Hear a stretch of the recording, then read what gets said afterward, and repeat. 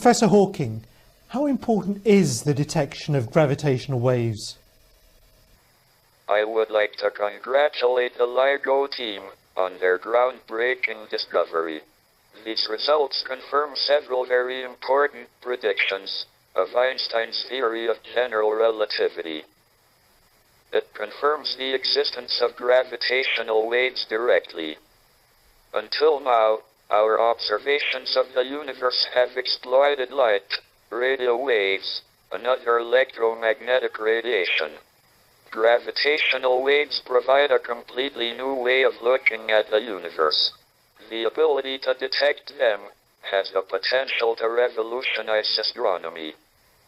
This discovery is the first detection of a black hole binary system and the first observation of black holes merging. Apart from testing general relativity, we could hope to see black holes throughout the history of the universe. A cosmic distance ladder using these black holes would be extremely accurate and complement existing distance ladders based, for example, on supernovas. From neutron star mergers, we will learn about the equation of state of matter at supernuclear densities. We may even see relics of the very early universe during the Big Bang at the most extreme energies possible. Well, let's say, for example, that the sun were to disappear right now. The instant that the sun disappears, a disturbance is then created in the fabric of space and time, and it would take 8 minutes. 8 minutes for the Earth to feel the effect that the sun has disappeared.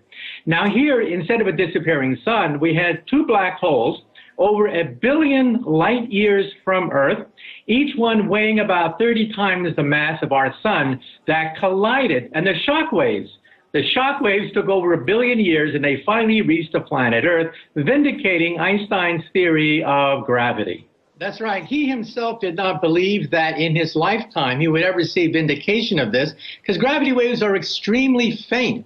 In fact, they're so faint that perhaps the next generation of gravity wave detectors will be placed in outer space. And they may be so sensitive they can pick up radiation emitted from the instant of creation itself. Imagine that. Some people call this baby pictures of Genesis itself, because the Big Bang also set off a huge shock wave, which can be measured by satellites in outer space. And remember that we have light telescopes given to us by Galileo. During World War II, we got radio telescopes that allow us to see galaxies far away. Now, this could usher in the third type of telescope. That is, gravity wave telescopes on the Earth and also in outer space. It means that we're going to be opening up a new golden age in cosmology, where we're not just looking at stars or galaxies, but looking at colliding black holes and the instant of creation itself. This is going to open up a whole new chapter in astronomy and cosmology. All the high school textbooks are going to have to be rewritten when a flood of new information comes out as this third generation of telescopes mature. Of course, it'll take many years to develop these telescopes. They're very big, they're very expensive, but we think that they'll give us a window on creation itself. Astrologers, what's your term for them? Do you know we've got? Do you know how I'm letting you say that if you want? We got in all sorts of trouble for this. It was Dara O'Brien's fault. It's all Dara primarily on stargazing. But I did have a history with them. Matter. No, I didn't. But the thing is, I mean, I was quite surprised that there's kind of quite a vocal community of them that are really serious about it. You know, I just thought, well, it's just people like, you know, writing horoscopes in papers, but they really seem to get quite upset about it. Yeah. See, there are two ways you can see pseudoscience. And it depends on which particular pseudoscience. One is that it's a bit of harmless fun, and that's what I always kind of, astrology is harmless fun. But actually then you can get, let's say when you go into the medical arena, what are you to do as a scientist, right? Are you to say, well, that's harmless, so we'll leave it alone? But of course, those things, I mean, when it turns, you know, for example, I mean, the extreme is, for example, homeopathic malaria treatment. That's right. So people have taken instead of homeopathic malaria pills, right? So essentially drink water and then Water go and to a sugar pill. go to Zambia or something, which is one of the, and you get malaria, which is because you do, because it doesn't work, right? But I mean, it doesn't work. It's like drinking this and saying that'll protect me from malaria. It won't. The problem is mathematical, that you have to make sure that infinite fluctuations in the gravitational field at very small scales don't screw up the theory, and right now they screw it up. That's why we're reasonably certain that general relativity is not the full story when it comes to gravity, that the theory will have to be modified, just like all other theories have been modified, as you go to ever smaller scales. There are two possibilities, that the theory will be modified by a quantum theory that is itself scale dependent, or that the theory will be modified by something like string theory, which produces an ultimate theory which describes the universe all the way down to the scale size 0. And you know, we're not talking about very much landscape here. We're talking about the scale where quantum mechanics of gravity becomes important is something like 10 to the minus 30 centimeters or so. And we're talking about, can you have a theory that describes the universe from 10 to the minus 30 centimeters down to 0? And as my friend, I think, Frank Wilczek has said about string theory, it's not a theory of everything, it's a theory of almost nothing. We're talking about a story of all stories. Yes. Because this could change our understanding of our place in the universe, a megastructure perhaps bigger than a planet that's controlled by an intelligence. Or the story could be a dud. That means that we scientists don't know what the hell we're talking about. Oh, great. It means that we're clueless as to what could cast a shadow bigger than Jupiter. Think about it for a moment. If this object is artificial, it means that a civilization has been able to manipulate an object bigger than Jupiter. And how many? Now, we're going through the usual suspects. Is it a comet? Is it a meteor? Is it an asteroid? And one by one, we've ruled out all the logical possibilities. It's not a pulsar. The last possibility is that it's artificial. And if it is, it's an object bigger than a planet that's casting a shadow in front of the mother star. It could be a Dyson sphere. A Dyson sphere is built by civilization that can play with stars, that envelop the entire star with a shell, absorbing all the starlight. You would have to be thousands of years ahead of us. A Type 1 civilization, for example, just harnesses the power of the atmosphere. Weather control, for example, like Buck Rogers maybe. This is a Type 2 civilization, perhaps, that can play with stars, like in Star Trek. The Federation of Planets would be Type 2. Then what is Type 3? Galactic, like Star Wars would be a Type 3 civilization.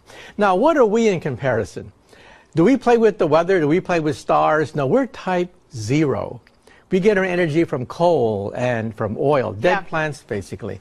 So this civilization, if it is one, will be thousands of years ahead of us. And that's right. Remember, Carl Sagan said, remarkable claims require remarkable proof. We want remarkable proof because this is a remarkable claim, a claim of the century. Last question. We only have 5 seconds. What does your gut tell you? Aliens or no? I think it could be a highly irregular solar system, a bizarre solar system with multiple planets eclipsing each other in random ways. Everything about your mind can be damaged by damaging the brain. You can cease to recognize faces, you can cease to know the names of animals, but you still know the names of tools. I mean, the fragmentation in the way in which our mind is parcellated at the level of the brain is not at all intuitive, and there's a lot known about it. And what we're being asked to consider is that you damage one part of the brain and the mind, something about the mind and subjectivity is lost. You damage another and yet more is lost. And yet if you damage the whole thing at death, we can rise off the brain with all our faculties intact, recognizing grandma and speaking English. The idea that science is a religion, when in fact science is interested in evidence, and is prepared to change its mind if contrary evidence comes in. That's very, very different from a religion. As Lawrence said earlier, in science we constantly open to the possibility of having to change our minds, and science proceeds by progressive refinement and changing minds. And there are things that I suppose will never be disproved, things like that the planets orbit the sun. That's never going to change. I don't think that the fact of evolution is ever going to be disproved. It's always going to be true that we are cousins of chimpanzees and of monkeys and of kangaroos. So there are certain things that we definitely know to be true. The evidence is so overwhelming that to, in Stephen Gould's words, to object would be perverse. But so-called religious truths have absolutely no evidence going for them whatsoever. Science is unique in that it does base itself upon evidence rather than upon superstition, upon authority, upon holy books, or upon revelation. All right, the book is The Greatest Show on Earth. Mr. Dawkins, I'm sorry I was a little loud, but you know how Irish guys can get, and we appreciate you coming on. In the 1960s, not only did NASA innovate, because you have to innovate when you advance a frontier, we created for ourselves an innovation culture. Steve Jobs and Bill Gates did not end up working for NASA. They ended up innovating, though. Okay? It's a culture of innovation. You are inventing tomorrow. Going what the meaning of the universe is and so on, then I think you could easily become disillusioned and then look for some mystic answer to these problems. We're exploring, we're trying to find out as much as we can about the world. People say to me, are you looking for the ultimate laws of physics? No, I'm not. I'm just looking to find out more about the world. And if it turns out there is a simple ultimate law that explains everything, so be it. That would be very nice to discover. If it turns out it's like an onion with millions of layers and we're just sick and tired of looking at the layers, then that's the way it is. But whatever way it comes out, its nature is there and she's going to come out the way she is. And therefore, when we go to investigate it, we shouldn't pre-decide what it is we're trying to do except to find out more about it. And so altogether, I can't believe the special stories that have been made up about our relationship to the universe at large, because they seem to be too local, too provincial. The earth, he came to the earth. One of the aspects of God came to the earth, mind you. And look at what's out there. How can it isn't in proportion. It also, another thing, has to do with the question of how do you find out if something's true. And if you have all these theories of the different religions, have all different theories about the thing, then you begin to wonder. Once you start doubting, which I think is, to me, is a very fundamental part of my soul, is to doubt and to ask. And when you doubt and ask, it gets a little harder to believe. I can live with doubt and uncertainty and not knowing. I think it's much more interesting to live not knowing than to have answers which might be wrong. I have approximate answers and possible beliefs and different degrees of certainty about different things, but I'm not absolutely sure of anything, and there are many things I don't know anything about. But I don't have to know an answer. I don't feel frightened by not knowing things, by being lost in the mysterious universe without having any purpose, which is the way it really is as far as I can tell, possibly. It doesn't frighten me.